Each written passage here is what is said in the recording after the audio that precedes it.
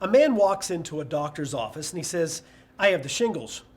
The receptionist knows how painful the disease is of shingles, so she has him fill out some forms very quickly and says, okay, you need to go into a room over there. So he does that. He fills out the forms and he goes into the small room. A nurse comes in and says, so you're the man with shingles? He says, yes. So she says, okay, we need to do some blood work. So she does the blood work. She says, now, as we're doing this, you need to take off all your clothes and put on this gown and wait for the doctor to come.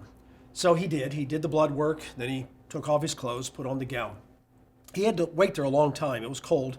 About a half hour later, the doctor comes in and he says, well, you're the man with shingles? And he said, yes. He said, well, where are they? He says, well, they're out in the truck. I wasn't sure where I was supposed to leave them off. You know, words can have a lot of different meanings, can't they? And how many miscommunications between people are because we just don't have the same meaning to the word, or we have a word with various meanings and we don't understand each other. In The Dynamics of Human Communications, a laboratory approach, Gail and Michelle Myers make this comment about words. To complicate things further, we are often under the delusion that one word equals one usage, one way of using it. Take the word run as an example. You can run a 50-yard sprint, run a business, run your hose, have a runny nose, have a run of cards, run your household the way you like it, run out of time, run out of cereal, run out on somebody, run over somebody with your car.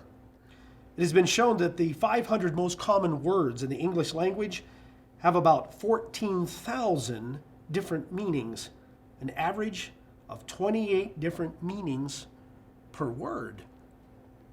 You know, when we are in a conversation with someone, we need to make sure we have an agreement on the words being used. Sometimes when you have a very negative response to what someone is saying, until you respond in a negative way, sometimes you need to stop and say, wait a minute, how is that person using that word? You know, in the Proverbs, in the scripture, it says, the heart of the righteous studies how to answer.